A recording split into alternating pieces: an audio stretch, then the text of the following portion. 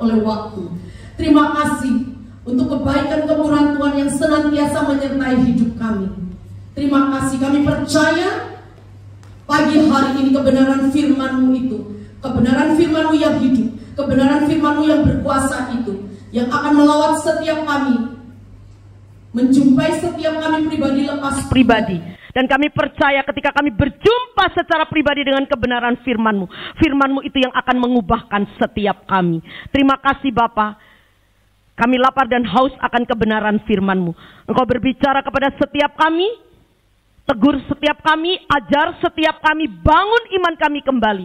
Dan buat kami semakin hari semakin mengasihi Tuhan. Terima kasih Bapa, terima kasih. Sekali lagi kami menyerahkan pemberitaan kebenaran firman-Mu dalam tangan-Mu. Engkau memberkati hamba-Mu yang menyampaikan, serta seluruh umat-Mu yang mendengarkannya. Kiranya Roh Kudus yang memampukan kami untuk mengerti kebenaran firman-Mu dan memampukan untuk kami melakukannya. Di dalam nama Tuhan Yesus, setiap jemaat Tuhan yang sungguh-sungguh berkata, Yesus mengasihiku, katakan amin. Haleluya. Ya, silakan duduk Bapak Ibu, saudara-saudari semuanya. Shalom jemaat GBI Gregorio. Iya, senang sekali pagi hari ini saya bisa beribadah bersama-sama dengan Bapak Ibu Saudara-saudari. Terima kasih buat Bapak Gembala, Ibu Gembala, beserta dengan seluruh tim penggembalaan yang memberikan kepercayaan dan kesempatan kepada saya untuk menyampaikan kebenaran firman Tuhan. Baik, tema yang diberikan kepada saya hari ini adalah kebiasaan boros versus menabung. Ya, Kokeni menghubungin saya dan memberikan tema ini, kebiasaan boros versus menabung. Jadi hari ini saya akan bicara tentang cien. Woi, kalau udah ngomong cien, duit, semua muka langsung senyum gitu ya. Iya, nggak ada yang nggak doyan duit ya. Saya juga masih doyan gitu ya. Oke. Bapak Ibu saudara-saudari masih ingat ada lagu sekolah minggu yang begini, berkata begini. Apa yang dicari orang? Tahu ya? Apa yang dicari orang pagi, siang, petang, malam?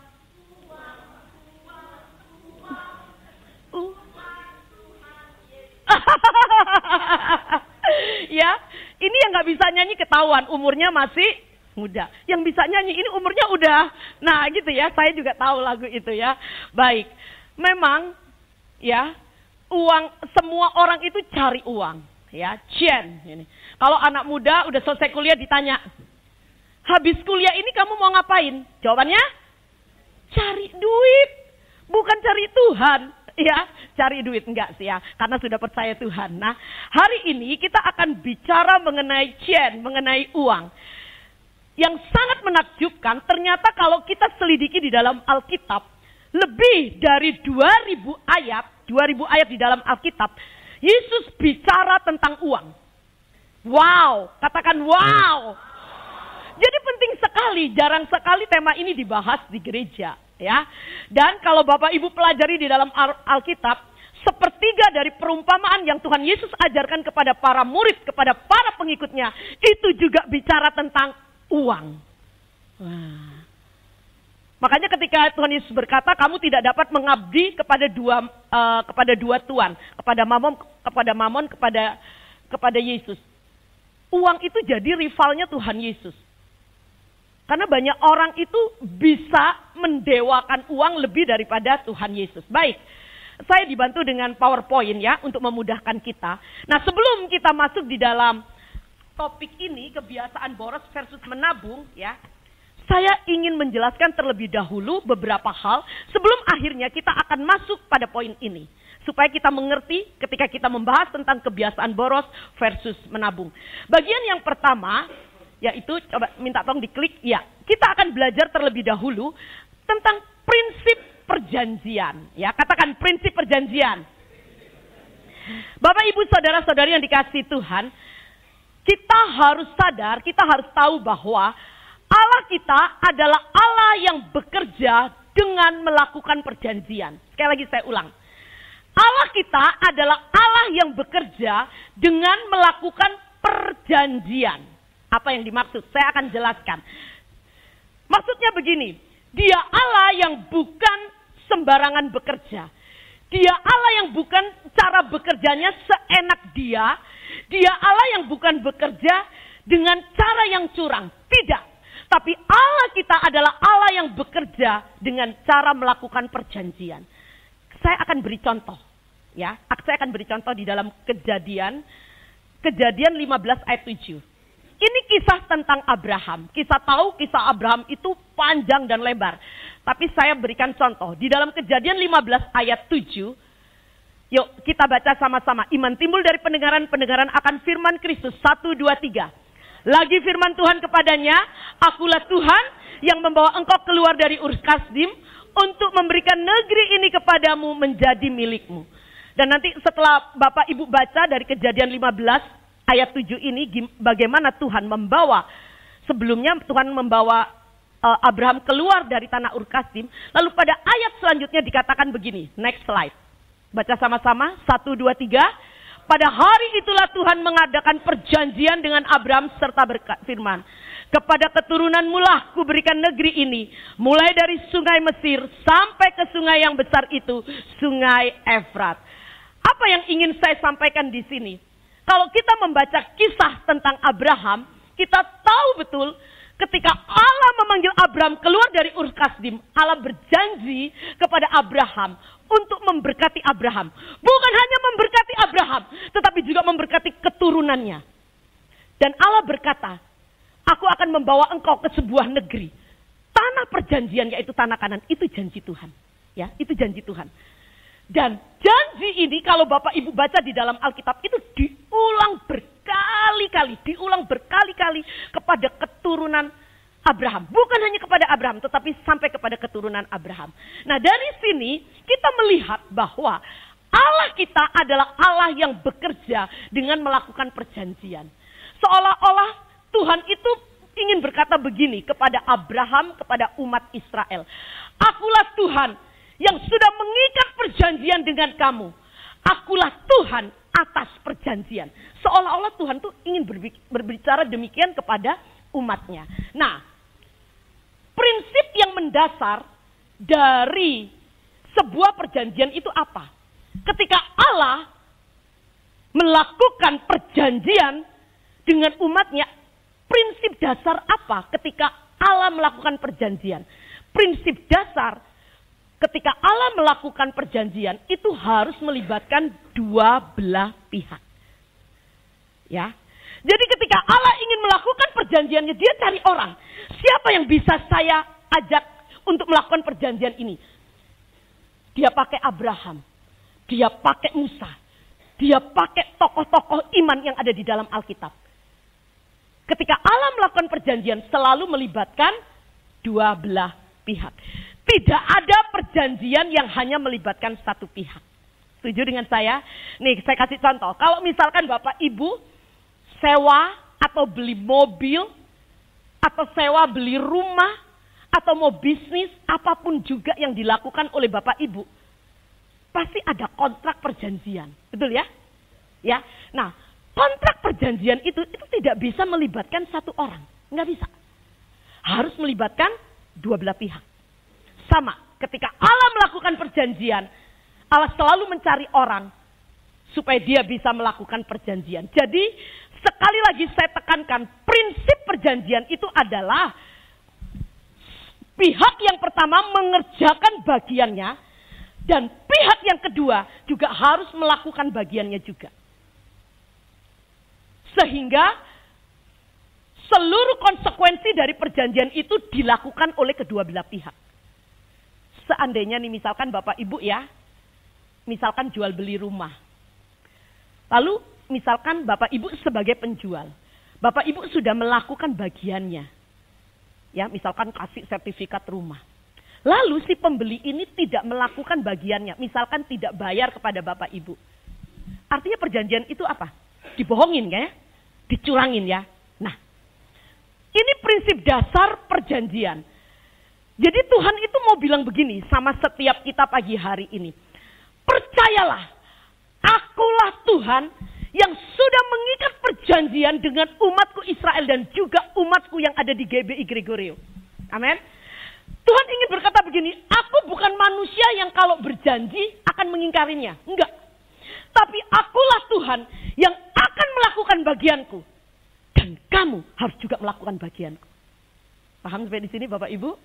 Nah, ini harus kita sadari dulu mengenai prinsip perjanjian yang ingin Allah sampaikan kepada kita. Nah, pertanyaannya sekarang begini Bapak Ibu. Kita ini seringkali sebagai orang percaya, maunya kita, Tuhan melakukan bagiannya atas hidup kita, tapi kita itu diem aja. Ya, seringkali orang percaya kan begitu. Kita klaim berkat Tuhan, kita klaim semua janji Tuhan, tapi kita diem saja. Nah, kembali lagi kepada prinsip perjanjian. Prinsip perjanjian itu tidak bisa dilakukan seperti itu. Harus melibatkan dua belah pihak. Kalau hanya Tuhan yang mengerjakan bagiannya, tetapi kita orang percaya tidak melakukan bagian kita, nggak fair dong. Nggak fair. Curang ya. Nah, karena itu di dalam prinsip perjanjian, kita percaya Dia Allah yang selalu menepati janjinya. Dia Allah yang tidak pernah mengingkari janjinya. Dia pasti melakukan bagiannya. Dia pasti menepati janjinya. Nah, hari ini kita belajar bagaimana kita sebagai umat percaya yang mengikat perjanjian dengan Allah, kita juga harus melakukan bagian kita. Amin. Ya. Nah, next slide ya. Next slide. Penting sekali kita harus mengerti ini. Kasih karunia Allah di dalam perjanjiannya tidak pernah meniadakan tanggung jawab orang percaya. Ya. Banyak orang Kristen itu salah paradigma. Oh, Yesus mati di atas kayu salib. Kasih karunia besar untuk hidup saya. Saya percaya akan karya penebusan Kristus di atas kayu salib. Setelah itu ngapain? Nothing. Diem aja. Nggak bisa. Kasih karunia Allah di dalam perjanjiannya tidak pernah meniadakan tanggung jawab kita sebagai orang percaya. Tetap Allah mengerjakan bagiannya dan kita mengerjakan bagian kita. Nih, saya kasih contoh nih ya Bapak Ibu ya. Saya tahu karena mukanya kok semuanya ngeliatin saya begini ya. Belum makan, belum sarapan. Ya, nggak apa-apa ya. Nah, begini ini saya kasih contoh. Kita percaya sebagai orang percaya. Kesehatan ilahi itu sudah Allah kerjakan dengan sempurna ketika Dia tergantung di atas kayu salib. Amin. Amin. Saya percaya itu. Kesehatan ilahi. Allah mati di atas kayu salib bukan hanya menyelamatkan kita, tetapi Dia juga memberikan kesehatan ilahi. Nah, tetapi pertanyaan begini. Untuk kita bisa mendapatkan, menerima janji Tuhan kesehatan ilahi itu, apakah kita cukup pandang salib Kristus, berdoa, terus kita makan sembarangan, bisa? Nggak bisa. Kita harus lakukan bagian kita. Jamu, jaga mulut. Termasuk saya. Iya kan? Itu yang dinamakan perjanjian. Allah akan kerjakan bagiannya, tetapi kita juga harus melakukan bagian kita. Jangan udah tahu kolesterol tinggi, makan kepiting asep, udang mayones, cumi telur asin, minum jus alpukat, dessertnya durian montong. Aduh, modiar. Paham maksud saya? Nah, banyak orang Kristen seperti itu. Terus doanya begini, ketika lihat makanan, Tuhan berkati makanan ini, jadikan kesehatan buat tubuh saya. Tuhan yang di atas gini, ini doa bikin repot gua dah. Nggak cocok. Ngerti ya? Tuhan lakukan bagiannya, tapi kita juga harus lakukan bagian kita. Bukan saudara nggak boleh makan itu, tapi kira-kira. Kalau saudara mau makan itu, ajak saya. Salah ya. Ngerti ya maksud saya ya? Gitu. Nah, nih contoh lagi. Kesuksesan sejati itu ada di dalam nama Yesus Kristus. Amin. Karena di luar Kristus itu tidak ada kesuksesan sejati. Saya percaya itu.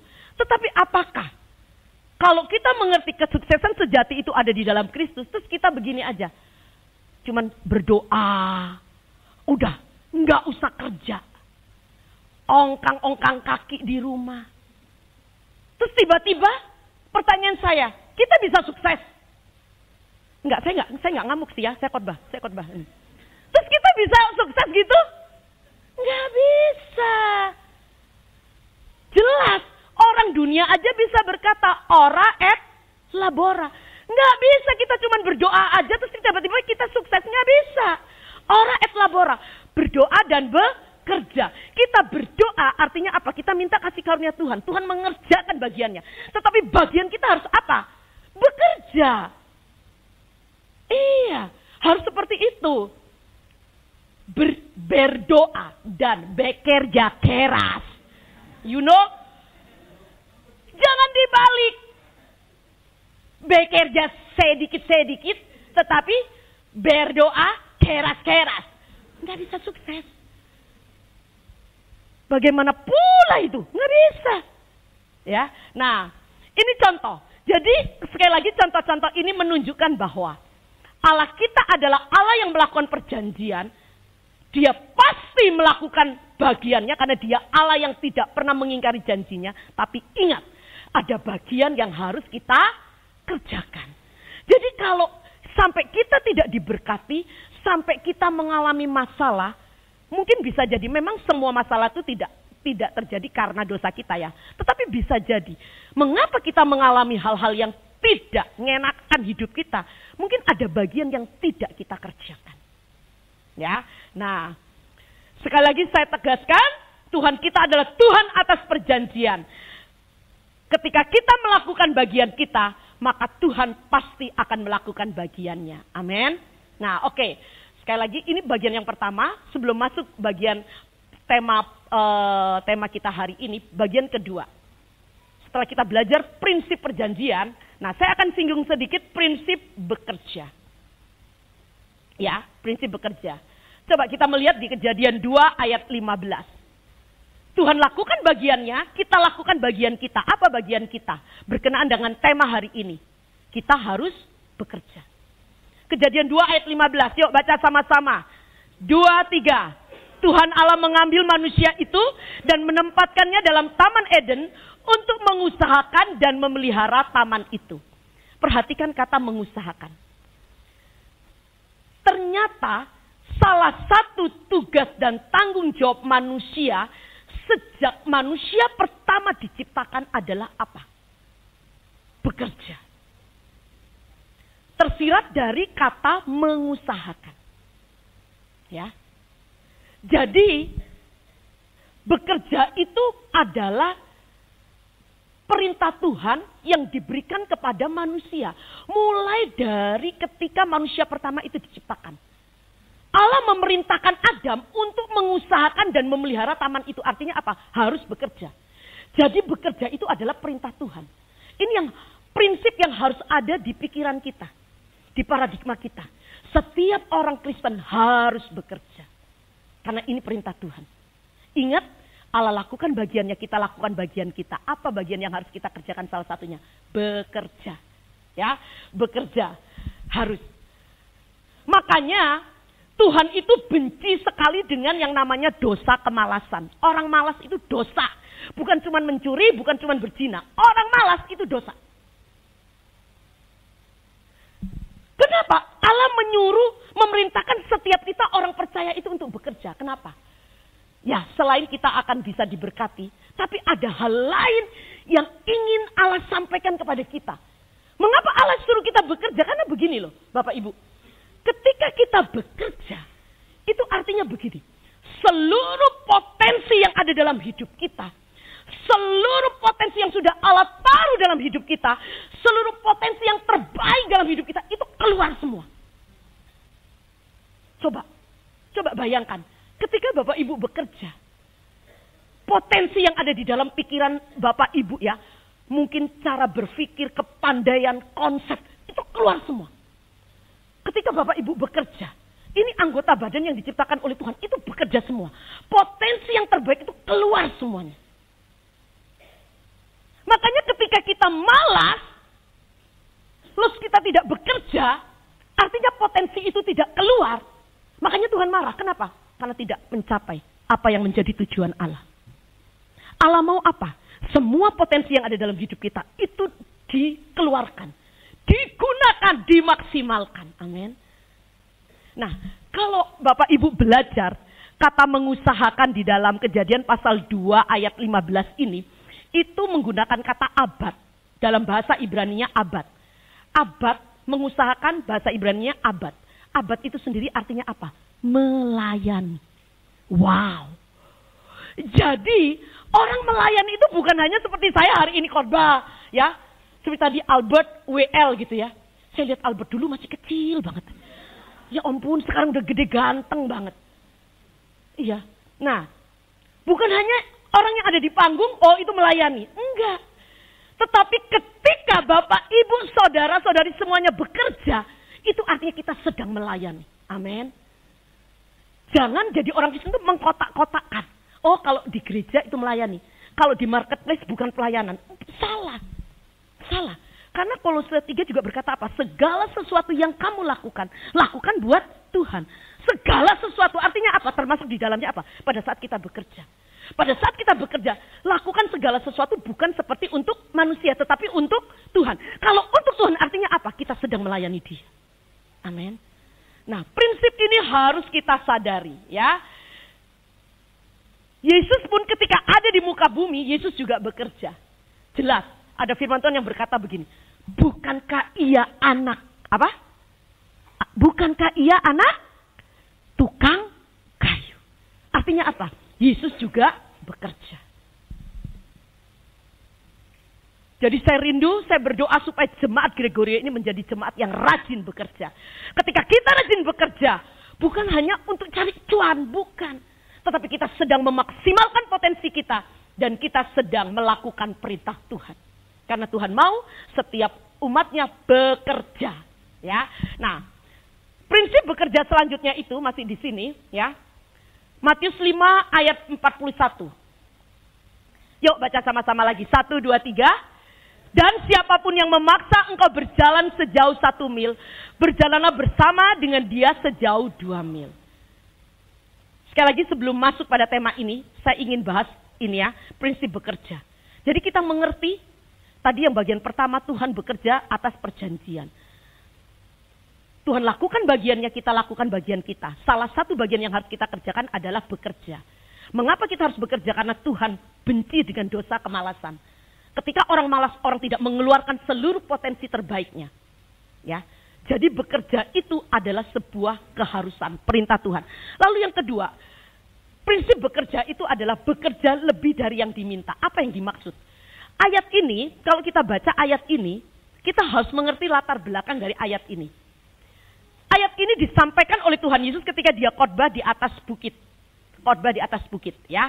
Nah, kita harus mengerti dulu latar belakangnya apa. Nah, saya akan jelaskan sebentar. Jadi latar belakang ketika Yesus menyampaikan firman Tuhan ini, hari itu bangsa Yahudi ini ditindas oleh bangsa Romawi. Bangsa Yahudi ini ada di bawah kekuasaan pemerintahan Kaisaran Romawi. Mereka ditindas begitu rupa. Dan salah satu aturan yang dibuat oleh pemerintahan Kaisar Romawi untuk orang Yahudi hari itu adalah begini.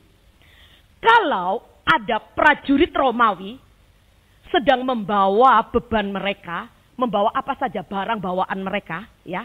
Misalkan bawa ketopong lah, bawa perisai lah, bawa alat-alat perang. Lalu mereka merasa keberatan, beban mereka terlalu berat. Mereka berhak untuk menyuruh, memerintahkan, bahkan memaksa pria Yahudi untuk membawakan barang-barang mereka. Itu aturan yang ada hari itu. Makanya kalau Bapak Ibu lihat kisah ketika Tuhan Yesus di kayu salib. Ketika Yesus memanggul kayu salib, para prajurit itu menyuruh, memaksa Simon Kirene untuk memanggul salib Yesus. Ya kan? Kok bisa? Ya iya, karena aturannya memang begitu. Mengapa Simon Kirene nggak bisa nolak, langsung diangkat? Karena memang aturannya seperti itu. Kalau nolak bahaya. Ya, nah itu aturan pertama. Lalu aturan kedua begini. Aturan kedua. Kalau prajurit Romawi ini sudah menyuruh pria Yahudi ini untuk angkat bebannya, itu hanya sejauh 1 mil. Setelah 1 mil, barang yang dibawa oleh pria Yahudi ini boleh diletakkan begitu saja. Terus orang pria Yahudi ini pergi begitu aja. Boleh. Hanya batasannya sampai 1 mil. Nah, apa yang ingin Allah sampaikan kepada kita melalui ayat kebenaran ini? Jadi jarak 1 mil itu adalah batasan maksimal pria Yahudi untuk mengangkat beban prajurit Romawi. Setelah itu dia bebas. Ketika Tuhan Yesus berkata kepada para pendengarnya hari itu, ketika dia khotbah di bukit, dan siapapun yang memaksa engkau berjalan sejauh 1 mil, berjalanlah bersama dia dengan 2 mil. Ini pengajaran yang berbeda, kata para pendengarnya. Yesus mengajarkan sesuatu yang berbeda. Yesus berkata ini, kalau prajurit suruh kamu bawa beban 1 mil, coba kamu bawa 2 mil. Artinya apa? Yesus ingin mengajarkan begini loh. Kita ini orang yang berbeda. Kita ini orang yang sudah menerima kasih karunia Tuhan.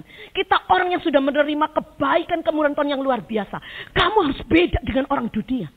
Kalau orang dunia cuma berjalan 1 mil, kamu harus lebih. Kamu harus extra miles. Itu yang Tuhan mau.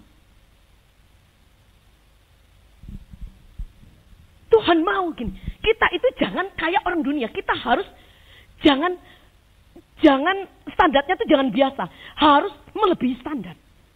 Itu harus kita sebagai orang Kristen. Supaya apa? Supaya orang bisa melihat orang Kristen itu, orang percaya itu beda gaya bekerjanya dengan orang dunia. Amin. Nah, saya kalau di gereja ini saya bawa bersama hari ini ya teman saya.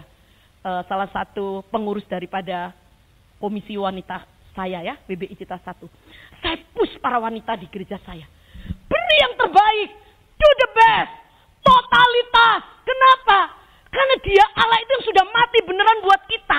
Nggak ada alasan buat kita kalau kita nggak mati-matian melayani Tuhan, bekerja buat Tuhan. Amin. Iya, do the best.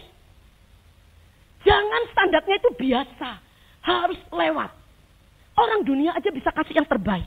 Masa kita nggak bisa? Ya. Ya maaf ya, seringkali kan gini, saya kadang-kadang dengar ya saya tahu, hari ini tuh kan kerja tuh capek banget, apalagi dengan situasi kota Jakarta yang begitu macet ya. Karena saya dengar ya teman-teman, anak muda yang kerja, aduh, gue capek nih, gue perlu healing nih, gitu ya. Waduh, maklum, gue pulang malam, gue kan budak korporat. Ya saya paham sih ya, gini, aduh, gue kena mental shock nih, gitu ya. Saya rindu setiap kita ketika kita mengerti prinsip ini, kita berubah. Jangan pernah bilang begini lagi, ngapain gue datang pagi ke kantor? Ngapain gue lembur? Toh gaji gue juga sama kok yang gue terima. Jangan pernah. Extra miles. Beri lebih. Kenapa? Karena kita melakukan bagian kita, Tuhan pasti akan mengerjakan bagiannya. Saudara, semuanya pasti diberkati oleh Tuhan. Amin. Iya, ya. Nah, itu prinsip bekerja, ya. Prinsip bekerja. Oke, sekarang saya masuk kepada tema hari ini. Panjang ya pendahuluannya, tapi supaya setiap kita mengerti, ya. Nah, jadi kita mengerti bahwa Allah itu Allah yang bekerja dengan melakukan perjanjian. Ingat, Allah melakukan bagiannya. Tetapi harus diingat kita juga harus melakukan bagian kita. Nggak bisa kita cuma diam terus kita minta Allah melakukan bagiannya, kita diam terus kita diberkati Tuhan. Nggak ada itu, nggak ada. Karena itu bukan prinsip Alkitab. Bukan prinsip Alkitab, ya. Lalu yang kedua, salah satu bagian yang harus kita kerjakan adalah berkenaan dengan tema ini, kita harus bekerja. Jangan malas. Malas itu dosa. Dosa kemalasan adalah dosa yang dibenci oleh Tuhan. Nah, kita masuk kepada kebiasaan boros dan versus menabung sesuai tema hari ini. Oke, bagaimana caranya supaya setelah kita bekerja, ya kita pasti diberkati Tuhan, mendapatkan penghasilan, mendapatkan income, apa yang harus kita kerjakan. Nah ini ya, coba biasakan dengan gaya hidup menabung, investasi. Jangan gaya hidup boros. Nah bagaimana caranya? Saya berikan 2 aja pagi hari ini. Yang pertama, klik. Nah, yuk baca sama-sama. 1, 2, 3. Buat rencana anggaran. Saya kemarin gini, waktu persiapan khotbah. Duh Tuhan, ini kok tema ini kan jarang ya. Biasanya khotbah tentang ya tentang tanda kutip kerohanian. Ini kebiasaan boros sama menabung gini. Apa ada ayatnya? Saya bilang gini. Ternyata ada loh. Kita belajar. Apa yang Yesus ajarkan? Klik ayatnya. Lukas 14 ayat 28. Yuk kita baca sama-sama. 1, 2, 3. Sebab siapakah di antara kamu yang kalau mau mendirikan sebuah menara, tidak duduk dahulu membuat anggaran biayanya, kalau cukup uangnya untuk menyelesaikan pekerjaan itu. Yesus mengajarkan dengan jelas. Apapun yang akan kita kerjakan, apapun yang akan kita rencanakan, mau bangun keluarga, mau bangun bisnis, mau bangun pelayanan, ada event, Yesus jelas mengajarkan apa yang harus kita kerjakan, harus direncanakan, ya. Jangan go by the flow, jangan. Harus duduk, hitung kemampuan kita, hitung kekuatan kita, hitung penghasilan kita, hitung SDM kita. Harus jelas firman Tuhannya. Bukan apa kata saya ya, tapi Tuhan mengajarkan untuk kita belajar membuat anggaran, ya. Harus. Setelah kita hitung anggaran, nah baru kita akan hitung pengeluaran kita. Jangan dibalik. Pengeluaran dulu baru hitung pemasukan, kebalik. Ya, harus seperti itu. Jadi hitung anggaran kita. Ini penting sekali. Next slide. Dave Ramsey berkata begini. Penganggaran adalah memberitahu uang Anda harus pergi kemana.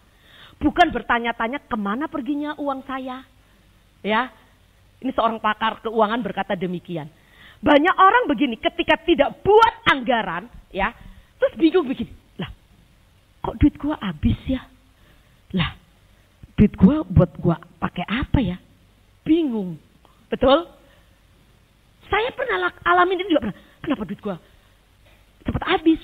Sekarang tuh orang bilang gini, duit itu kayak air. Duit itu kayak nggak ada artinya. Pegang duit berapapun habis. Nah, karena itu pentingnya setiap kita ini buat anggaran, buat rencana anggaran. Kalau duit kita masih bisa dihitung, buat anggaran. Kecuali kalau duit saudara, Bapak Ibu sudah nggak bisa dihitung, nggak usah buat anggaran, nggak apa-apa. Ya, kalau masih bisa dihitung, angkanya masih bisa nyampe, diketik di kalkulator masih bisa, hitung. Ya, orang mau bisnis pun harus hitung. Jangan, maaf nih, mungkin di sini banyak yang bisnis. Jangan begini, main ke bank, gadein. Invest sana, invest sini, gulung sana, gulung sini. Oh tiba-tiba bangkrut aja. Harus dihitung. Karena ini firman Tuhan. Berlaku untuk semua orang, tidak terkecuali. Harus dihitung ya. Nah, belajar tentang buat rencana anggaran ini, belajar tetapkan prioritas. Ya, ketika kita buat anggaran, tetapkan prioritas. Artinya apa? Utamakan yang menjadi kebutuhan kita. Bukan keinginan kita. Ini susah, apalagi perempuan. Ya, harus utamakan kebutuhan. Contoh, gaji cuma 2 juta. Tapi kredit motor, kredit tempat tidur, kredit panci, kredit sendal. Ya ampun. Skincare, betul. Nah ya, jadi harus dihitung betul-betul ya. Apalagi yang harus kita lakukan? Ketika kita buat anggaran, gaya hidup, katakan gaya hidup. Gaya hidup kita itu tidak boleh melebihi kemampuan kita. Gaya hidup kita tidak boleh melebihi penghasilan kita. Banyak orang itu ya, bukan tukang handphone, dia gonta-ganti handphone. Kalau tukang handphone mah nggak apa-apa gonta-ganti handphone, memang dia jualan handphone. Gonta-ganti handphone. Padahal maaf kata ya, penghasilannya nggak seberapa. Nggak usah. Handphone cukup 1, ya memang kecuali kalau bisnis ya. Yang penting handphone itu bisa dipakai buat WA, buat telepon. Pak, bukain pintu. Mau dengerin? Udah. Bener nggak? Nggak usah. Yang sampai gimana? Lah, emak-emak lagi pakai iPhone. Wih, handphonenya keren, iPhone. Tapi yang fitur yang dipakai cuman WA. Ya itu gitu. Instagram. Udah. Lah ngapain handphone mahal-mahal nggak dipakai, nggak bisa maksimal. Enggak, saya sih nggak ngelarang sih maksud saya. Cuman maksudnya gini, kalau memang saudara bisa beli nggak apa-apa. Tapi kalau nggak bisa jangan. Utamakan yang lebih penting ya. Nah, ini khususnya buat saya, cewek. Saya perempuan. Ya, cewek ibu-ibu. Nih hati-hati kalau ke mall. Hati-hati. Ya. Karena biasanya kalau pria itu ke mall itu cuma begini, saya mau ke mall, saya mau beli kemeja. Ya udah, dia langsung ke toko kemeja, selesai. Betul ya? Tapi kalau cewek itu beda. Tujuannya mau beli baju, pulang itu bisa bawa sabun, bisa bawa sepatu, bisa bawa tas. Itu perempuan. Amin lagi. Tapi memang kita ini perempuan, termasuk saya harus bertobat. Belajar utamakan kebutuhan. Ke supermarket nih, saya ini ngambil bawa keranjang. Cuman belanja ini doang, Mbak. Begitu bawa keranjang, teng-teng. Masuk, cemplung. Lah kok berat? Ganti troli. Nah itu perempuan. Gawat enggak? Makanya saya sekarang kalau belanja, saya bilang, saya udah lama sekali. Ini saya sebutkan supermarket yang sangat murah meriah ya, hari-hari. Bener ya, itu teman guru sekolah minggu. Karena murah sekali banyak promonya. Saya jarang sekali ke hari-hari, kenapa? Rencana cuma mau beli snack buat sekolah minggu. Tapi pulang itu bisa bawa banyak banget kantong, bingung saya. Murah. Udah deh cemplungin. Beli satu gratis dapat 3, cemplungin lagi. Bener nggak? Itu kita. Nah hati-hati. Sekarang ini juga lagi musimnya online. Tinggal klik masukkan keranjang, klik masukkan keranjang, klik masukkan keranjang. Nah itu hati-hati juga. Tiba-tiba tagihan banyak.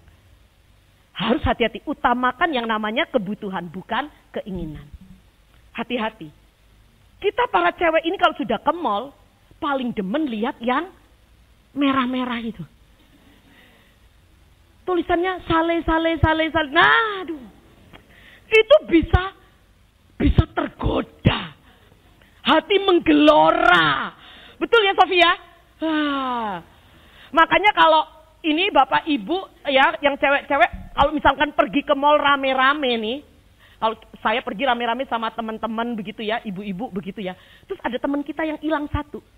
Nggak usah repot, cari toko yang banyak warna merahnya, banyak stylenya. Pasti dia ada di situ. Udah gampang ketemunya. Iya. Belajar. Ketika kita buat anggaran kita belajar untuk apa? Utamakan kebutuhan kita, tetapkan prioritas kita. Bayar uang sekolah anak, bayar listrik, bayar air, bayar apa lagi? Ya mungkin kebutuhan rumah tangga ya yang pasti ya. Nah tapi utamakan itu dulu. Jangan beli yang lain-lain dulu ya. Nah coba klik dulu. Nah coba kita baca lagi ayat ini. 1, 2, 3.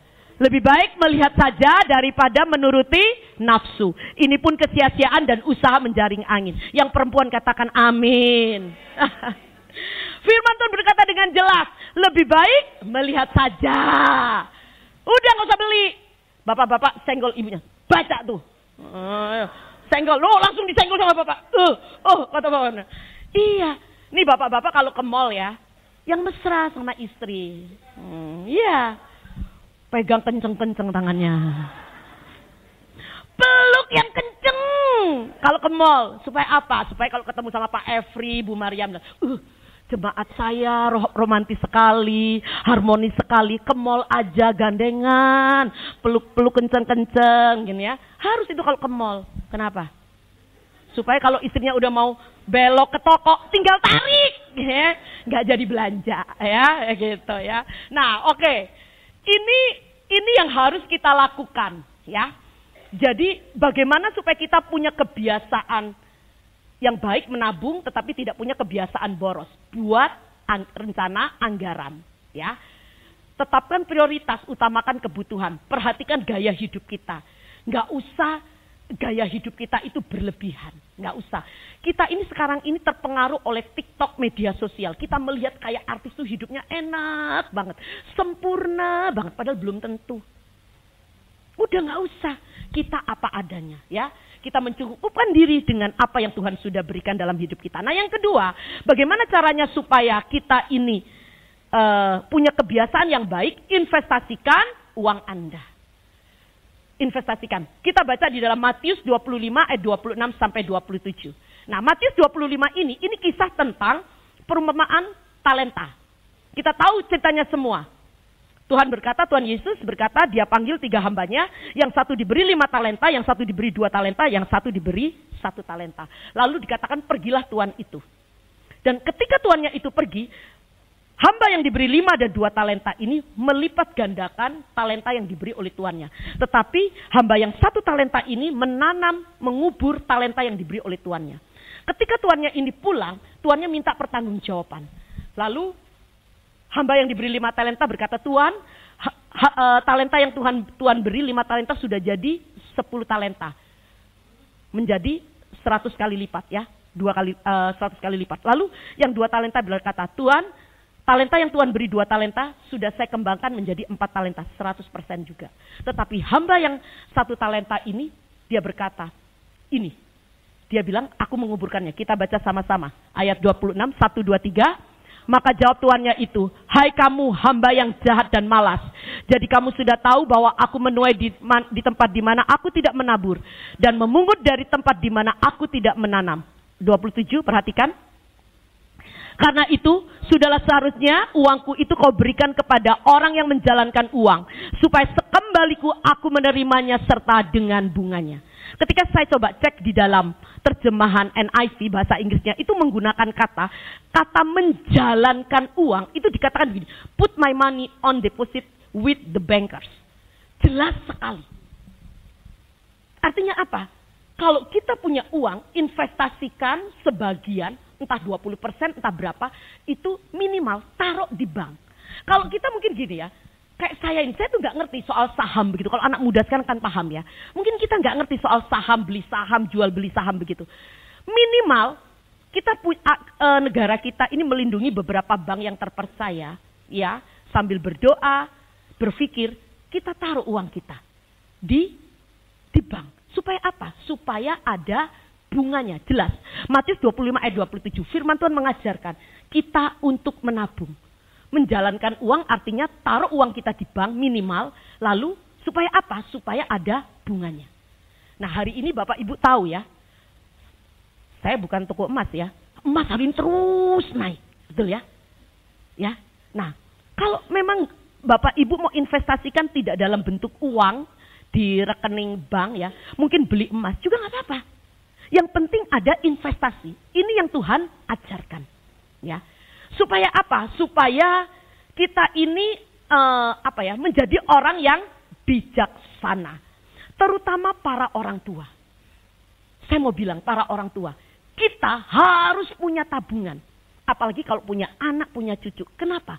Supaya ketika kita di hari tua, kita tidak nyusahin anak. Minimal bisa mencukupkan kebutuhan kita masing-masing. Setuju? Kita nggak nyusahin anak. Dan kita sebagai orang tua dihormati oleh anak, menantu, dan cucu kita. Bahkan mungkin mereka akan baik-baikin kita. Kenapa? Minta warisan. Tapi nggak apa-apa. Memang kita kumpulkan harta untuk siapa? Untuk anak, menantu, dan cucu kan? Tapi yang penting hidup kita tidak jadi benar. Hidup kita jadi berkat. Buat keluarga kita, buat anak, menantu, dan cucu. Amin. Nah, bicara soal menabung, itu bukan masalah seberapa besar kita menabung, tetapi seberapa konsistennya kita. Amin. Kita sering dengar tuh, kemarin tuh waktu jemaah haji ya, diberangkatkan, itu saya melihat, nonton di TV, ada seseorang jemaah haji, itu nabung setiap hari cuma 100.000. Paling besar 100.000. Dia tabung bertahun-tahun, akhirnya dia bisa naik haji. Poin apa yang ingin saya sampaikan? Bukan masalah besarnya jumlah uang yang kita tabung. Tetapi seberapa besar kita konsisten untuk nabung. Dia konsisten nabung. Nggak besar 100.000. Tapi akhirnya dia bisa naik haji. Nah, saya rindu kebenaran firman Tuhan pagi hari ini membukakan cara berpikir kita. Bahwa tema hari ini bukan tema gereja atau bukan tema secara duniawi. Tetapi ini sangat alkitabiah. Saya tutup dengan cerita biografi dari next slide. Nah, oke. Saudara tahu ini siapa? Bukan pacar saya, yang pasti ya. Bukan. Tahu ya, Mike Tyson. Betul. Saudara tahu Mike Tyson ini adalah petinju terkaya yang akhirnya menjadi bangkrut. Kenapa? Karena gaya hidupnya yang boros. Mike Tyson. Dicatat di dalam biografinya, Mike Tyson ini adalah mantan juara dunia kelas berat. Di masa jayanya, Mike Tyson itu berhasil mengumpulkan pundi-pundi uang. Setiap tinju dia mendapatkan benefit. Tinju lagi dapat benefit. Dia kumpulkan. Itu selama karirnya dia berhasil mengumpulkan uang lebih dari 300 juta US dollar. Itu kalau saya kurskan, kalau hari ini kurs 16.000, itu kira-kira kurang lebih 5 triliun. Kurang lebih ya. Selama dia berjaya ketika dia sebagai seorang atlet petinju. Nah, namun ketika dia sedang mencapai puncaknya, dia mendapatkan penghasilan begitu rupa, sayang sekali Mike Tyson tidak pernah menginvestasikan uangnya. Apa yang terjadi ketika dia hidup berkelimangan harta? Mike Tyson dicatat dia beli puluhan mobil mewah. Dia beli rumah mewah, ya. Dia hidup dengan perhiasan yang sangat mahal dia beli. Dan bahkan sampai dicatat dia pelihara harimau sebagai hewan peliharaannya di rumahnya. Itu Mike Tyson. Dan dicatat karena tidak memiliki pengelolaan uang yang bijak, akhirnya Mike Tyson terjerat hutang, terjerat oleh pajak, dan ada tuntutan hukum, sehingga akhirnya dia menjadi bangkrut pada tahun 2003. Akibat apa? Dia tidak pernah menginvestasikan uangnya. Nah, berbeda dengan tokoh yang satu ini, klik. Ya. Siapa dia? Ini adalah Warren Buffett, seorang pengusaha dan investor. Warren Buffett ini orang kaya yang sangat diberkati sekali. Mengapa? Karena hidupnya hemat dan dia selalu berinvestasi dengan bijak. Dicatat di dalam biografinya, ya.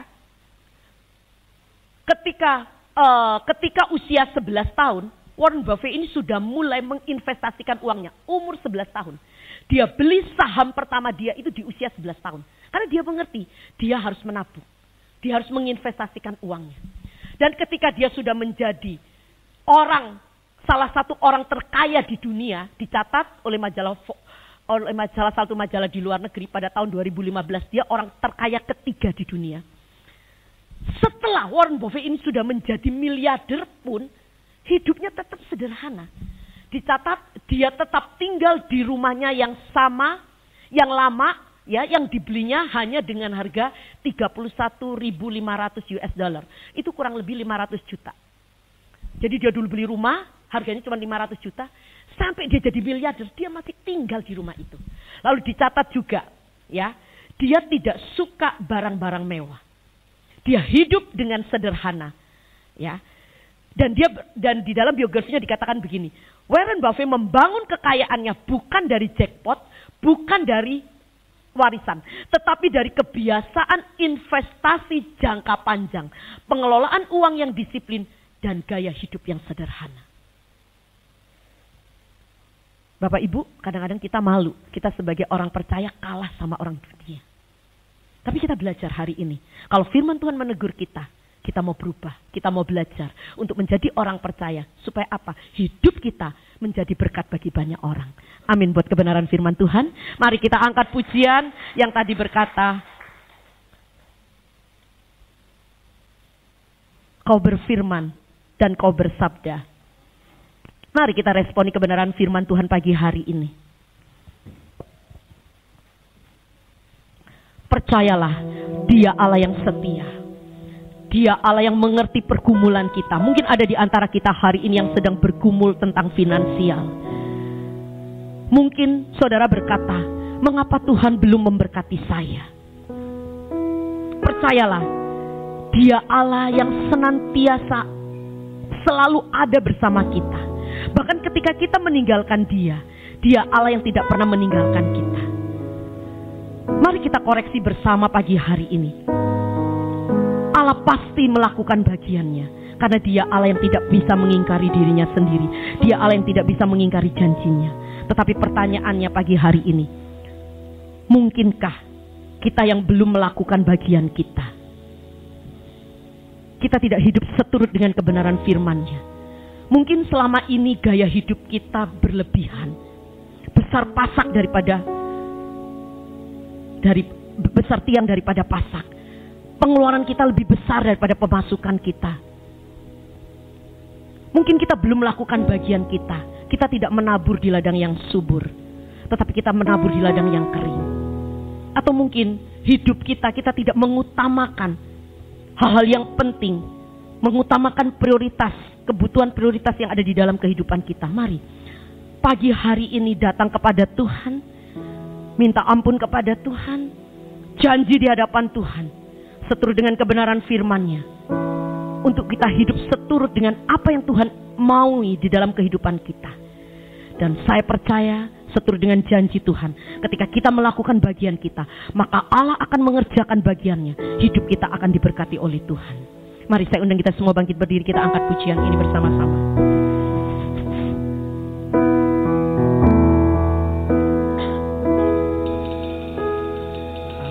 Apapun yang terjadi dalam hidupku ini, tak pernah ku ragukan. Amin. Kasih Dia Allah yang mengasihi kita.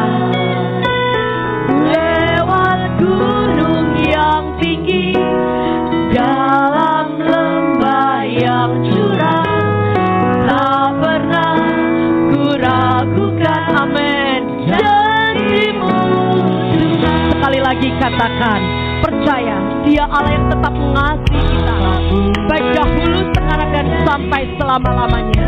Dalam hidupku ini, tak pernah ku ragukan janji-Mu Tuhan. Lewat gunung yang tinggi, dalam lembah yang curam, tak pernah ku ragukan janji-Mu Tuhan. Sebadia Kau berfirman. Amin. Engkau Allah yang akan menyembuhkan kami. Engkau Allah yang akan memulihkan hidup kami. Yes Tuhan.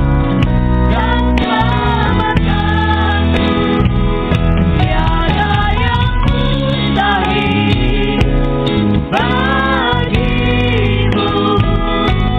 Yesus, ku percaya padamu.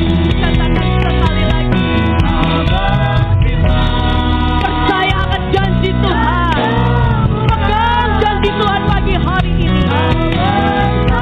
Dia Allah yang bekerja dengan melakukan perjanjiannya. Ketika kita melakukan bagian kita, maka Dia Allah yang akan mengerjakan bagiannya.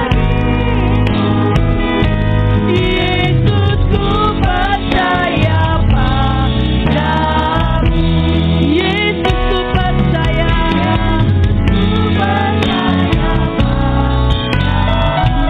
Yesus, ku percaya.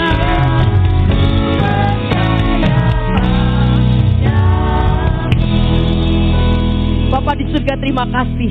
Kebenaran firman-Mu sudah selesai disampaikan. Jadikan kami menjadi hati, tanah yang subur, yang mudah ditanami oleh benih firman-Mu.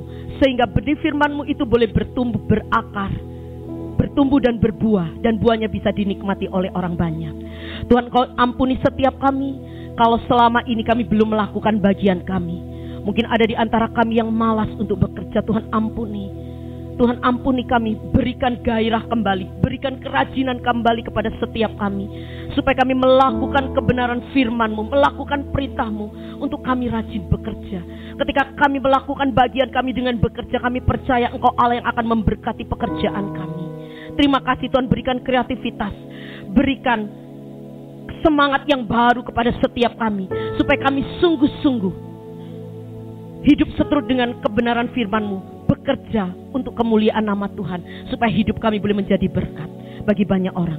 Kalau ada di antara kami pagi hari ini yang mungkin kami selama ini gaya hidup kami tidak sesuai dengan kebenaran firman Tuhan, Engkau ampuni kami, ajarkan kami untuk kami boleh hidup dengan tertib, dengan teratur, sehingga kami menjadi orang yang bijak, yang dapat mengatur, mengelola keuangan yang Tuhan percayakan di dalam hidup kami dengan bijak.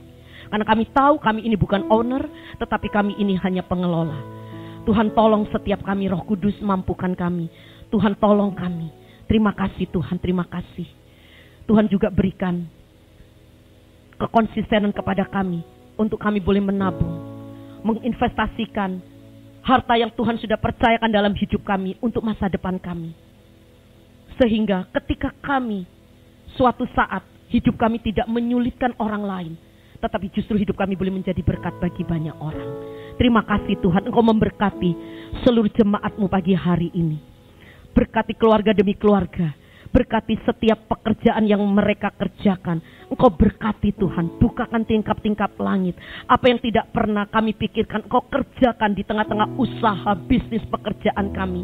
Kalau kami bekerja dengan sebuah perusahaan, Tuhan tolong kami supaya kami menjadi karyawan yang baik.